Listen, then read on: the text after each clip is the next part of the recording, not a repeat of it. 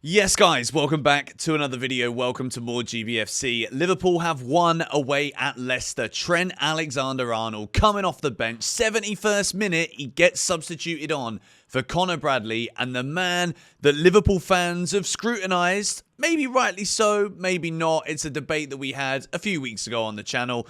But Trent Alexander-Arnold has scored the goal that looks as though it is going to take Liverpool to a second Premier League title. And look, this season, they've been the best team. There's no doubt about it. If you're ever going to win a Premier League, very rarely, unless you've got 115 charges over your head, very rarely can you say that the team that wins it doesn't deserve to win it. And Liverpool have been the best side.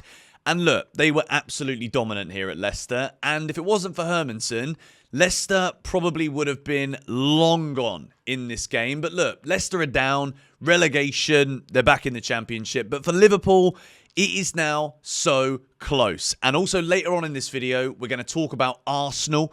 Bukayo Saka, is he injured badly? He went off with an ice pack on his foot today, not good news.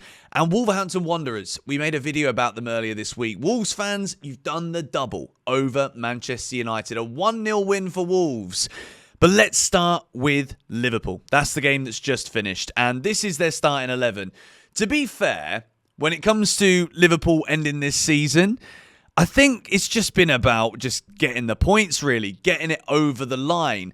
Mo Salah wasn't brilliant. He had that chance early on in the game where he hits the post. But all in all, Liverpool didn't really have to be great. And look, we made a video already on this channel talking about why it's so difficult for the promoted clubs to actually come to the Premier League and stay in it. But the golfing class between these two sides is just absolutely mad. And look, today, Liverpool have got it done. And the good news, if you're Chelsea, who also somehow Chelsea have managed to flip and win today.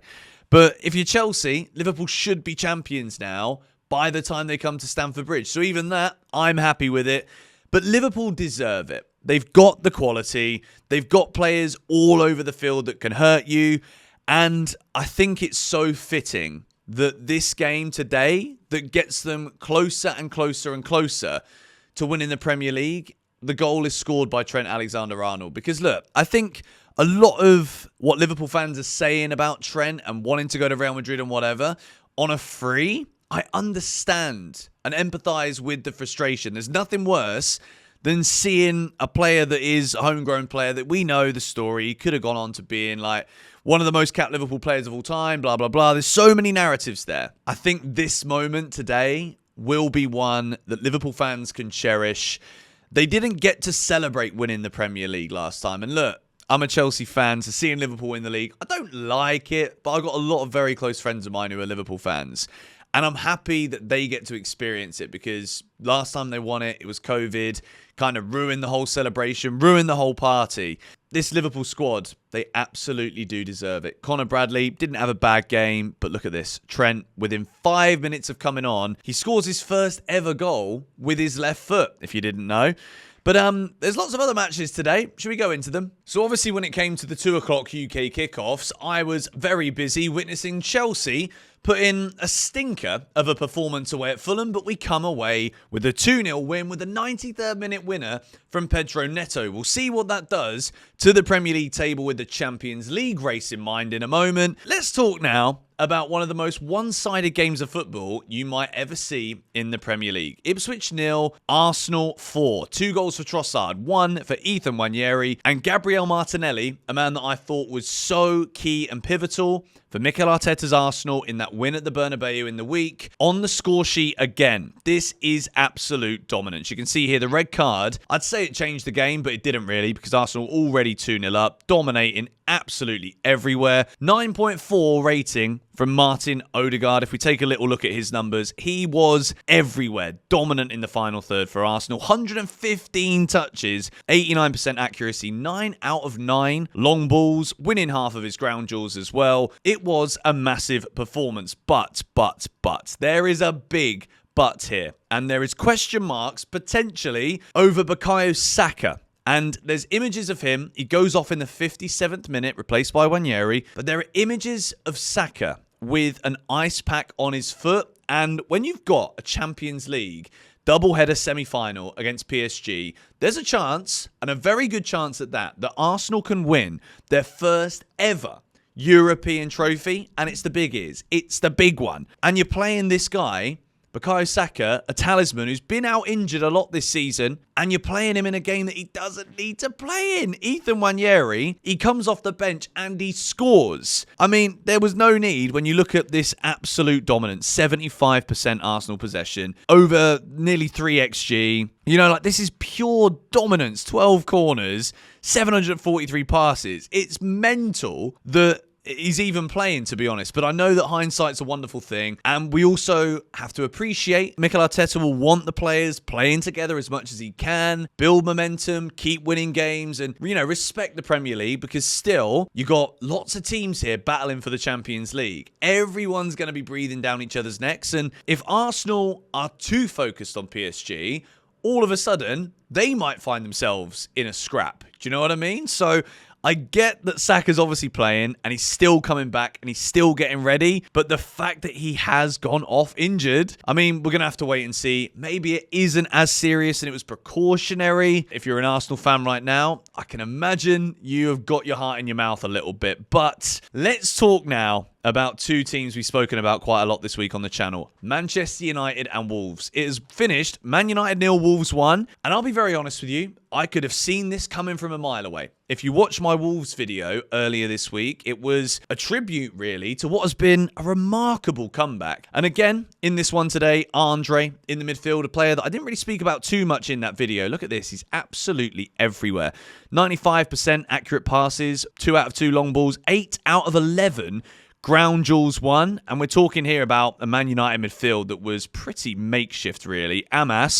Harry Amas, I'm not going to lie, I've never heard of the bloke. Christian Eriksen and Ugarte in the middle, Dorgu. Like, this was a Wolves performance where we're not talking about, like, them being amazing and it being the performance of the season or anything like that. Sarabia is a man who's come off the bench in this game and he scored a winner from outside the box. But again, look at the solid defence. We spoke about Agbadou, and a lot of you guys in the comment section of that Wolves video were saying that he could actually become one of the best centre-backs in the league. And once again, clean sheet at Old Trafford. Brilliant performance as well from Santiago Bueno. Wolverhampton Wanderers, this is a very solid win indeed. These clearance numbers, look at this, 8 clearances.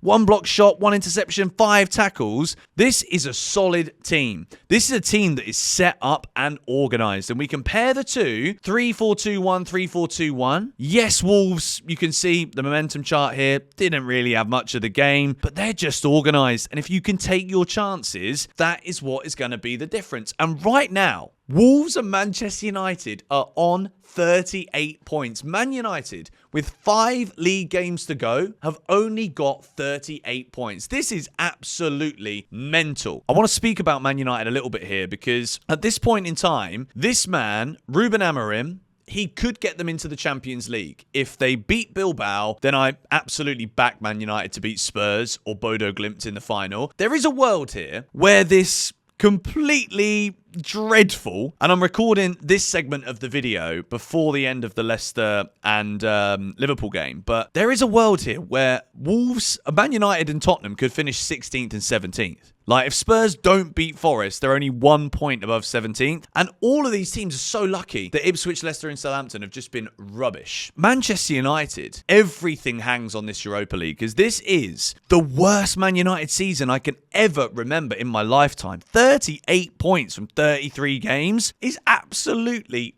bonkers. And again today, to lose at home to Wolves. I mean, look, Wolves have won 5 matches in a row. And like I said, this is just an organised side. And when you look at this Man United team, yes, they've got an entire left side there that pretty much has never played in the Premier League before. It isn't the strongest Man United team. Rasmus Højlund, I'm going to say it now, I genuinely don't think I've ever seen a worse striker in the Premier League.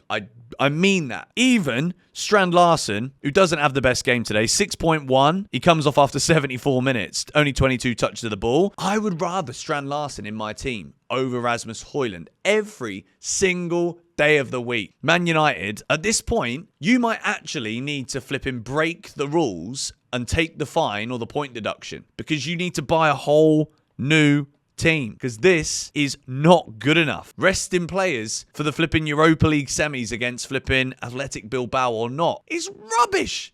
Absolutely rubbish. And I'm being deadly serious here when it comes to the rebuild that needs to happen at Manchester United. Is there even going to be a willingness, or is it even possible for Manchester United to spend the kind of money that they absolutely would need to do? Or the way that I see this going, and again, it's not my club, but this is my opinion, Man United are massive as a club, as an entity. They shouldn't be in 15th, 16th, whatever in the Premier League. Are Manchester United even capable right now of salvaging this? Is Ruben Amorim, whether he gets to the Champions League by winning the Europa League or not, is he just destined to fail with the squad of players that they've got and, according to Jim Ratcliffe in recent interviews, the lack of potential to spend? Is he already a dead man walking for next season? I think that is the interesting thing to think about, because even if Man United get into the Champions League, do you actually think they're going to go anywhere in that competition with the squad that they've got now? And are they actually going to be able to spend the mega amounts of money that is 100% necessary to rebuild the squad and that entire football club? I don't know. If I was a Wolves fan, I think I'd be a little bit more excited for next season, with or without flipping Champions League football, because of a Europa League victory. Maybe. It's all maybes. It all hinges on that for Manchester United. Thank you guys for watching this video today. If you are enjoying the more GBFC videos, please do keep smacking the likes and let me know how your team got on this weekend. Are you excited for the rest of the season? Do you just want it to be over? I'd love to hear who you support and what you feel after this weekend of football. Spurs Forest tomorrow night. That's also a big one. I'll see you guys in the next video.